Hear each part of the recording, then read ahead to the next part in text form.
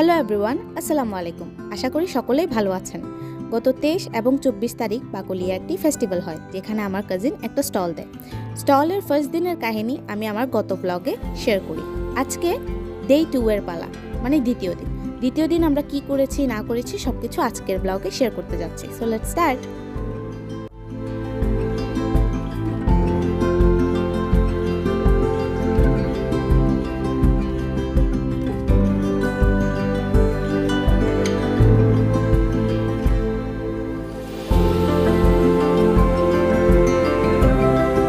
প্রথম দিন বাসায় আসার পর আমরা খুবই টায়ার্ড হয়ে গিয়েছিলাম, যার কারণে আমরা ঘুমিয়ে পড়ি।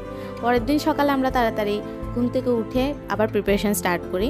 এখানে আমার কাজিন কেকগুলো রেডি করছিল আমরা স্টলে যাওয়ার জন্য। প্রথম দিন আমরা স্টলে সবাই একসাথে যাইনি, আমি আর আমার কাজিন, অন্য কাজিন ছোট কাজিন গেছিলাম একসাথে। তো আমরা দুইজনেই দিনের বেলাটা হ্যান্ডেল করি, মানে দুপুরের আগ পর্যন্ত আমরা হ্যান্ডেল করি। দুপুরের পরে আমার কাজিন যায়, দেন ও সহ মিলে আমরা হ্যান্ডেল করি। যদিও সকালবেলা তেমন একটা কাস্টমার ছিল না, তো হ্যান্ডেল করতে তেমন একটা কষ্ট হয়নি।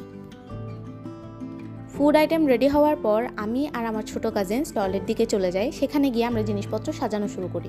যদিও আমি বেশি কাজ করছিলাম, আমার যে ছোট কাজিনটা ও যেই কামচোর, ও একটা কাজও ঠিক মতো করে নেই। স্টলের হিসাব নিকাশের জন্য খাতা দরকার হচ্ছিল।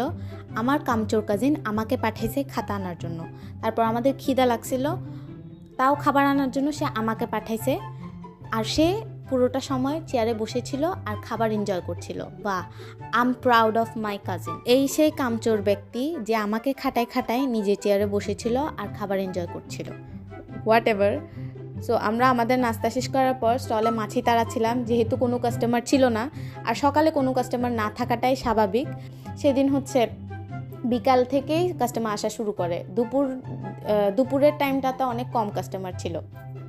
তো আপনারা দেখতেই পাচ্ছেন কত সুন্দর করে আমি স্টলটাকে সাজাই। আমার কামচোর কাজিন শুধু দেখেই ছিল আমি স্টল সাজাচ্ছিলাম, আর সে এনজয় করছিল আমার সাজানো দেখে।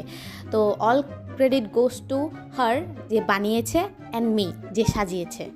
সো দুপুরের পর থেকে আস্তে আস্তে মানুষের আনাগোনা বাড়ছিল, কাস্টমার্সও আসছিল। কাস্টমার্সদেরকে দেখার পর আমার কামচোর কাজিনের খুশিকে দেখে, মানে কাস্টমার্সদেরকে দেখে সে কি খুশি যে হয়েছিল কি বলবো।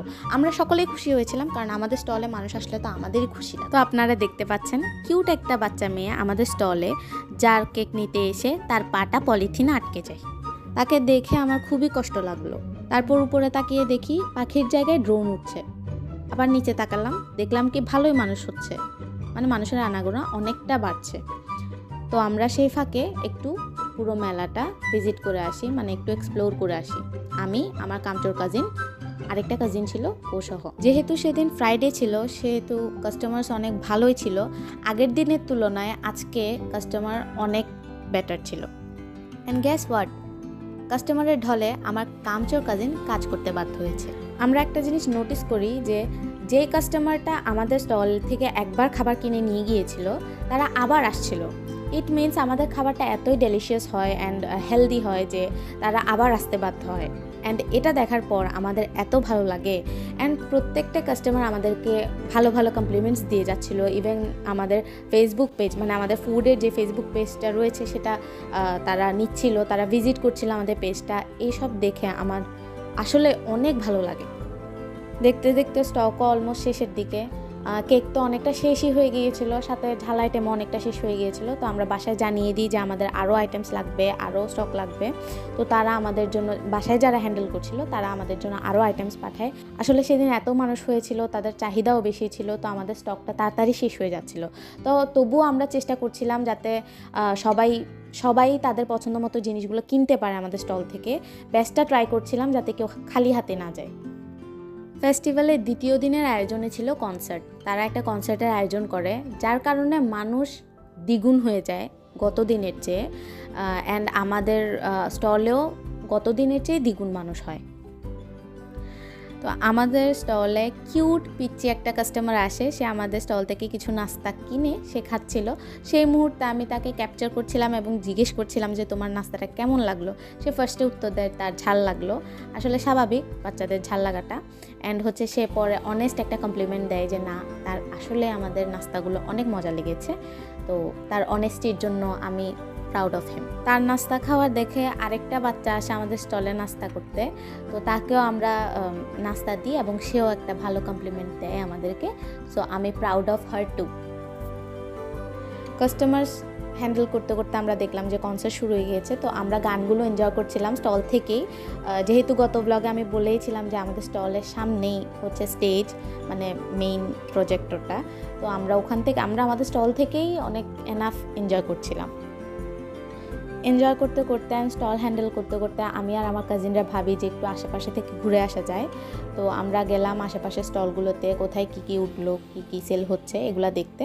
তো আমরা ওখানে দেখি যে একটা স্টল আছে যেখানে ওয়াল ক্যানভাস সেল হচ্ছিল। তো আমার কাজিন সেখান থেকে কিছু ওয়াল ক্যানভাস কিনে, তো আমিও খুঁজছিলাম যে কী নেওয়া যায়, আমার পছন্দ মতো কিছু পাওয়া যায় কিনা।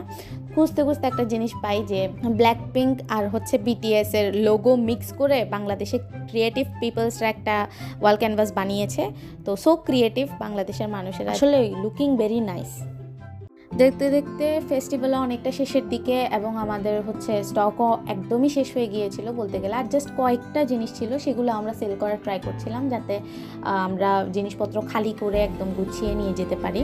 তো সেল করার সাথে সাথে আমরা আস্তে আস্তে আমাদের জিনিসপত্র গুছিয়ে নিচ্ছিলাম যাতে আমরা আস্তে আস্তে এখান থেকে এক্সিট করতে পারি।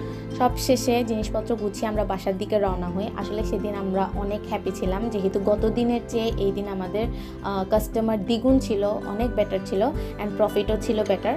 আর ওভারঅল ফুল ফেস্টিভ্যালে আমাদের স্টলের প্রফিট মোটামুটি ভালোই ছিল। অ্যান্ড পুরো ফেস্টিভ্যালটাতে পুরো দুদিনেই আমাদের ফার্স্ট টাইম হিসেবে অনেক ভালো এক্সপিরিয়েন্স হয়। ও হ্যাঁ, মোস্ট ইম্পর্ট্যান্ট থিং, ওভারঅল ফেস্টিভ্যালে স্টলে যতগুলো খাবার আইটেম আপনারা দেখেছেন সবই কিন্তু আমার কাজিনের পেজ থেকে প্রোভাইড করা, অ্যান্ড তার পেজের নাম হচ্ছে আফনানস ফ্লেভার্স। তো এই পেজে আপনারা চাইলে ভিজিট করে আসতে পারেন, আমি লিঙ্কটা ডেসক্রিপশনে অর কমেন্টে অ্যাড করে দিব। আর এখানে প্রত্যেকটা খাবার অনেক ডেলিশিয়াস, হেলদি অ্যান্ড হাইজেনিক, আপনারা চাইলে অর্ডার করতে পারেন।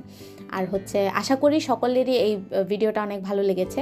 অবশ্যই লাইক, শেয়ার অ্যান্ড কমেন্ট করবেন, নতুন হয়ে থাকলে সাবস্ক্রাইব করবেন। আর ততক্ষণ পর্যন্ত টাটা।